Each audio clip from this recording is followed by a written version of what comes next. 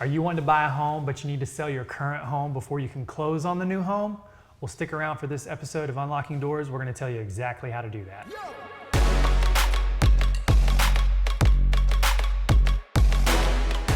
So, Michelle, one of the things that we run across all the time is somebody who wants to buy that new home, but they have to sell their home. And usually it's for one of two reasons. It's either they need the equity from their old home that they're selling so they can use that as a down payment, or maybe they have the money for the down payment, but they can't afford both payments on both houses. So let's talk today about how they can do that and some of the different options they have. Okay? Yeah. Let's approach it first from the financing side of, let's say they have the equity in this home, they can afford both payments, but they've got to get the equity out so they can close on this one. What loan options or finance options might somebody have if they're in that situation? So there's two different questions I always have. First option would be to put minimum down payment on the new house. Okay. So if they had 401k or had a way to get funds, maybe a family member would be willing to give them 5% down payment, or some limited funds to purchase a new home while they continue to try to sell theirs. Yeah. Knowing that whenever they sell their home, they'll get their money back. Right. So if they're able to get a gift and get in for the minimum amount of money, then maybe that payment with the minimum amount of money down is more than what they are comfortable with, but they could do it for a short period of time. So, and when you think about it, when you're buying a house, you're going to have at least 1 month that you're not going to have a house payment. So, I mean, you may only have 2 payments for a couple of months. Right. Then when you do sell the house, all of the equity that you've got from this house, you're going to put onto the new loan and then ask the mortgage company. Not all mortgage companies can do this, so you always have to ask up front if they can and will. This is called a recast, Recast, right? to lower the payment, right? And that is the best scenario because you're only paying closing costs one time. Right. Now you could also look at a bridge loan. Okay. And so on a bridge loan, you have the equity in the home that you currently have, and you need that equity for the new house. And if you have enough equity, you can get a loan to borrow the equity from this house to put towards the new house. Right. And then in that case, you're going to make a payment still on both loans. You're going to make your current house payment, plus you're going to be paying the equity that you borrowed is going to be it's an interest only payment, but it's still a payment. Right. So you'd still be making 2 payments, but that allows you to continue to move forward and get this house without losing it. Then when this house sells, you're already in this home, and we're going to refinance what you owe to the bank for that bridge loan because that's only temporary financing. Right. So, I mean, those are 2 options that you can use in that, to go ahead and make the move. Right. So that's on the financing side. Now on the actual, let's say the selling side, let's say you don't have enough equity or you don't qualify for both payments. Okay. Really your only other option aside from just having a rich uncle who's going to, give you the money. We like rich uncles. We do. So, yes. Yeah. Everybody I needs, don't have one, but everybody I like needs them. more rich uncles. Yeah. So really your only other option there is to have a contingent offer to buy the house, which can sometimes be a deterrent for sellers. So like if you have this house that you're wanting to buy, a seller may not want to take a contingent offer because then they're tying their property up. Right. So whenever I have a client who's looking to buy and sell at the same time, the most important thing that I tell them is we need to get all of our ducks in a row up front. And what I mean by that is, first and foremost, talk to your lender about getting pre-approved to buy this one so that you know what your payment is, you know how much money you need down. Just because you bought a $250,000 house 2 years ago when interest rates were much lower doesn't mean you qualify still where interest rates are today.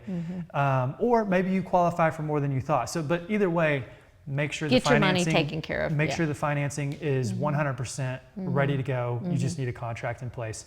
Second thing is I like to be extremely proactive about having their home ready to go on the market. So if we're out looking at homes and they haven't done any kind of maintenance that they want to do before we get listing photos, or clean the home up like they want, or painted, touch up, all that stuff. If they haven't done that stuff before we've gone out looking at homes, they need to get that stuff done. I like to have listing photos ready to go. I like to have our listing video ready to go. That way, whenever we do find the right home, when we make a strong offer, I can say, hey, look, here's where we're listing. Here's the listing material. Like maybe the listing agent has a buyer and I can be like, hey, you know, let's do a swap. Yeah, I've actually done that. That's that's always easy. But you know, you want to have pretty much everything ready to go to where once you find that seller who is willing to accept a contingent offer, you need to get your home on the market as soon as possible. We don't need to take 2 or 3 weeks of, you know, well, I got to power wash the driveway. I got to repaint the shutters. I've got to, you know, evict the dogs, whatever it may be. Whatever you know, it is, you want to have that stuff ready to go. Well, and I think, but the difference too is you've got to have an honest real estate agent that's going to say, listen, we got to sell, and we got to sell fast. I need the house in this condition. I need, whenever someone calls for a showing, you got to be ready and willing to show it immediately. This is what I need it to look like when we show, and this is how it needs to price it based on it selling. Yes, because I know that, I mean, you're looking at the comps and you're going, well, it could bring this or this. If you're needing to sell fast, you price it to sell, not to sit and wait on the market. So. And there's another option that I much rather prefer, or I don't know that I much rather prefer it, but if you know you're going to be buying something else and you don't have a home picked out, and maybe you have some time before you actually need to buy something, really look at like what's the cost of getting a short-term rental or a mid-term rental of like, okay, we sell our house, we know we have that money in the bank, we know we qualify for the new house, we're going to take some time and really find what we want so we can be a little bit more picky. You're not as big of a time crunch. You have a little bit more leverage, and it just makes you feel a little bit more comfortable about that purchase. And you got enough time to find the right buyer. You could go ahead and price it. You don't have to price it as aggressive in that scenario. Right, exactly. And that's, you know, one of the things that I don't like about the contingencies here in Texas. It's called an active kick-out contract, meaning, yes, you have your contract in place. However, there's no way in Texas to avoid the seller having the option to kick your contract out if another offer comes along. And like, it's a very, you know, there's a process that goes into that. It's not just a, hey, we're going to kick you out. Like, there's some options in there, and there's some negotiations in there. But if I was buying something that's contingent, you better have a backup plan, because it could go into kick out. Yeah, it could go into kick out, and you also want to make sure you're working with a real estate agent who understands how that works, because a lot of them don't. But anyways, I'm just not a huge fan of the kickouts in Texas, or the contingencies in Texas for sale of other property.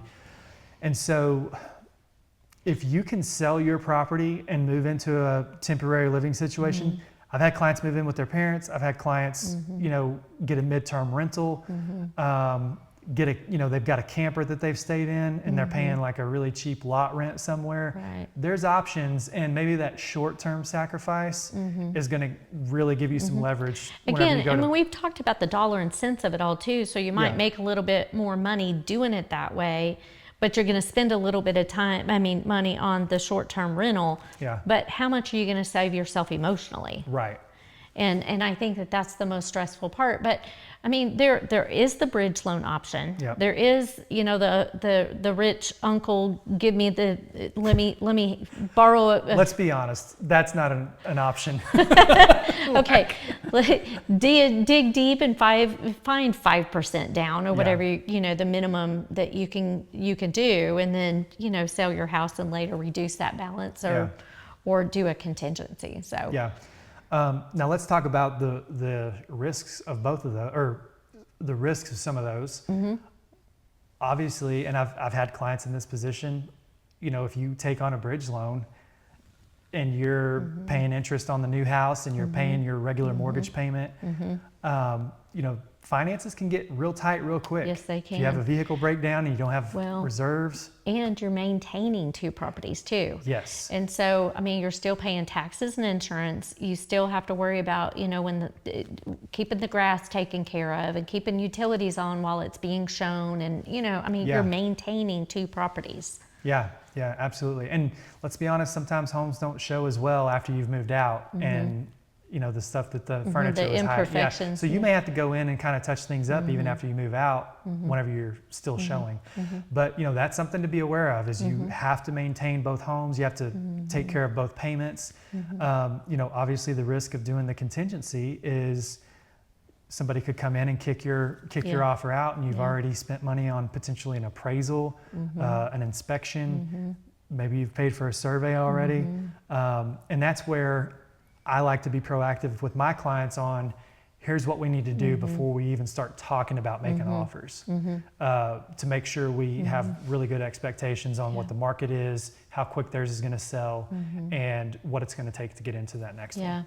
And I think, one of the jobs that I think we have as professionals is managing emotions, because you're talking about all of that, and we all have lives too. Right. So, it's a big decision. You got a lot of things going on, and there's specific timelines to all of this in order to get it done. So I think choosing someone who's not just going to be good at marketing the property, or just a friend that that can write a contract. Right. It's not that. It's who's going to help you, guide you through this process, because buying and selling can be a little stressful. So managing the emotions and making sure that you're working with someone who totally understands that process and understands the feelings that you might be having in the moment, but what they can do to help you through that. Setting realistic expectations, I think, is really key, and communicating really well every step of the way. Right. Those are the things that I think go along with the whole challenge of buying and selling all at the same time. Yeah. So we know that this process can be a little bit stressful. We've talked about some of the different options you may have. The main thing we want to make sure is you have a game plan. You talk to somebody who knows what they're doing. And so thank you guys so much for tuning in to this episode of the Unlocking Doors podcast. If you have questions about the financing side of it, or maybe what the contingencies look like, be sure and reach out to us. We'd love to talk about your specific scenario. Until then, we'll catch you on the next episode. Yo!